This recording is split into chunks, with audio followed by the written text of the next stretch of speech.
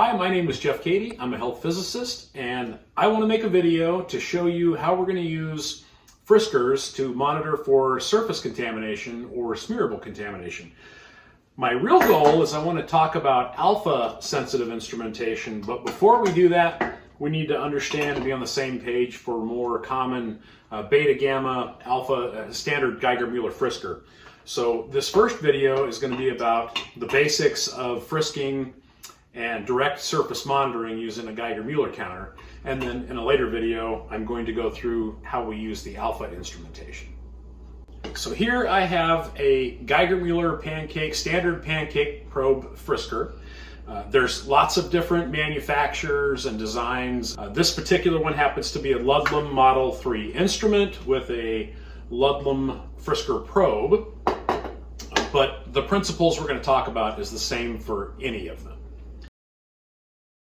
So here we have the Ludlum Model 3 instrument. You can see there's a selector scale here, this rotator switch.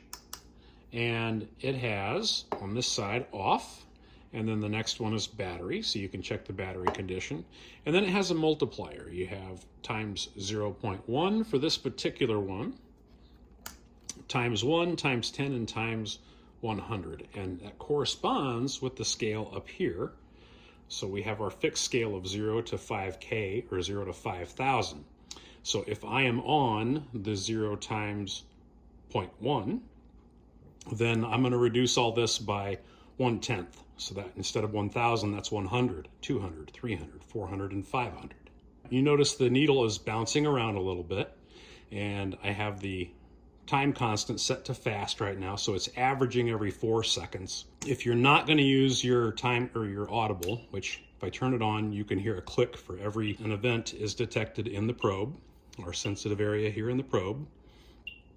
You should normally, when we're looking for things around background level, you want to have your audible response on and understand that that time constant, this F, is averaging the last 4 seconds. And if I put it over to S, or the slow, it's averaging the last 22 seconds. So to get a stable reading, you'd have to hold the probe in one spot for at least 22 seconds before you tried to read the meter.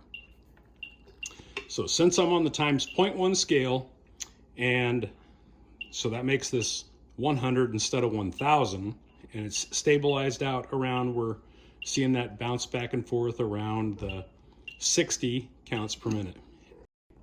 This is our little helper. All right, thank you, Lilo. You're not allowed on the counter. We use the frisker for two basic types of surveys. We use it for direct total surface contamination surveys, and then we use it for removable contamination surveys. The most common one you'll see is for removable contamination surveys. I'll show you how we do that now. Most regulations are based off of an area of 100 square centimeters, at least in the United States. That's about the size of 1 square of toilet tissue, and that's about 100 square centimeters right there. Normally in practice, if we're looking for removable surface contamination, we can do one of two things. We can do a large area smear, or we can use a disc smear. If I was going to evaluate this surface to see if it had any removable surface contamination, I could use a paper towel or some other suitable sample media and wipe it over the area. And then I can count that. I'm going to turn on my frisker again. And what I would do at that point would be slowly scan over the surface of that and listen to see if it increases above the background count rate. This sounds very normal and compared to our normal background count rate when we're not suspecting any sort of radioactive material. The other method, if we're doing a disc survey, again, this is 100 square centimeters. I could use a smear, and what we teach people is to take an S pattern about 16 inches long, and then which equates to 100 square centimeters, and then we would frisk that and listen for a change in the background. And if we didn't hear anything, we would conclude that there's no smearable contamination or no radioactive material that collected on the smear or survey media. For a direct survey, instead of looking for removable, we're looking for total surface contamination or a direct survey. And in that case, if we're frisking along our surface, and you can zoom in here a bit, our conventional techniques tell us to stay within 1/2 inch of the surface and to scan at a rate of 1 to 2 inches per second. And you're going to listen for a change in the rate of background. And at some point you might hear that change. Here I have something that's simulating some contamination that's embedded in the surface. And as I get closer, you can hear a change in the rate of counts. So once you've found an area you're interested in, and I'm just going to hold it in this area for the moment, you would want to scan around for a little bit and listen for the highest instrument response. And in that case, still on the times 0.1, notice the meter's pegged. Okay, so I need to up my scale, and I can hit reset, and I can watch this for a little bit. And because I have it on the slow, it's going to average over the 22 seconds. Since there's plenty of counts right now, I'm going to move it up to fast.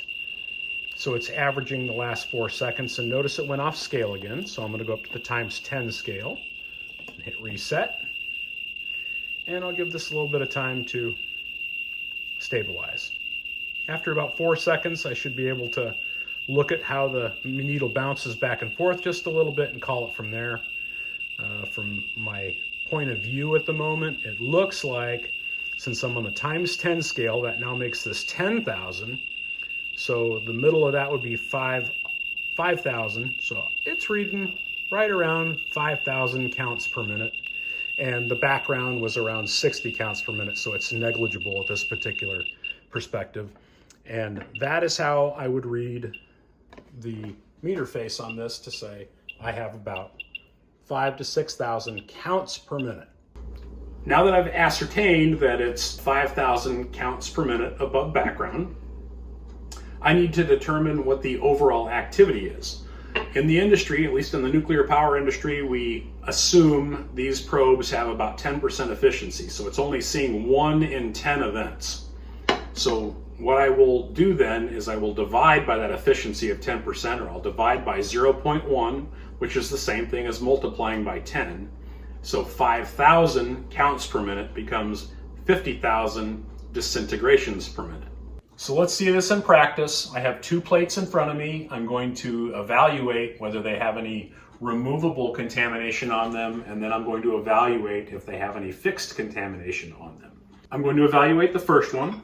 So for this plate, it's an ivory colored plate, and I'm going to use my smear, and I'm going to approximate 100 square centimeters on this, and I've smeared or wiped the surface of that, and I'm going to turn on my sound and listen for a moment or two for the background. We're always going to hear some clicks. That's part of cosmic radiation or just normal background. And now I'm going to evaluate the smear within a 1/2 inch, listening for that change in the rate of clicks. And I don't hear any difference there. So I'm going to say that this plate does not have any smearable contamination on it. I'm going to do the same thing for this plate.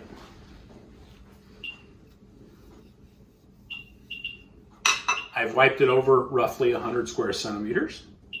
Now I'm going to evaluate this one against background. Listening for that difference in the rate of clicks. Nope, I'm not hearing a difference. So I'm going to say this doesn't have any removable contamination. So now I need to find out if they have any fixed contamination in them. And the way I will do that is I will keep my audible response on because I want to listen to the background rate.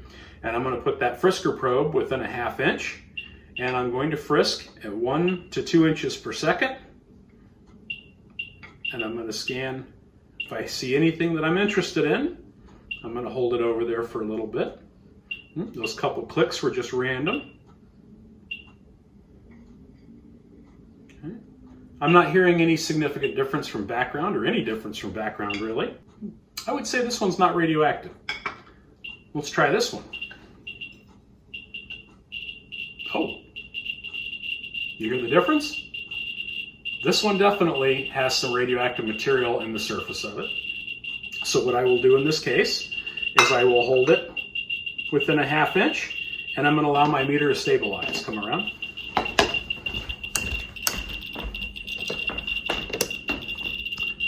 So I peaked out on the times 0.1 scale, so now I've moved up to the times 1 scale, and I'm allowing the meter to stabilize. It's on fast, so it's averaging over the 4 seconds, and as long as I've waited 4 to 5 seconds, I can start looking at where the needle's bouncing and kind of pick the middle of that. So since it's on the times 1, that's actually 1,000 on the marker there, so we're looking at it bouncing right around 11 to 1,200 counts per minute.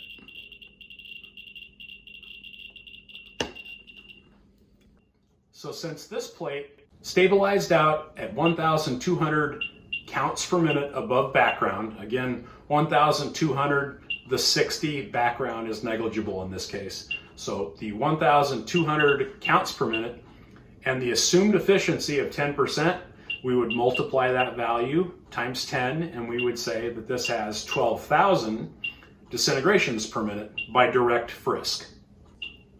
Despite the fact this has radioactive material embedded in its surface, and so that you know it's uranium in the glaze that gives it this pearly color, they don't make them this way anymore, but because it's in there, the fact that I'm touching it doesn't make me contaminated. That would be removable or smearable contamination. It is embedded, the radioactive materials are embedded in the surface of this, and so it is safe to handle without getting it on my skin.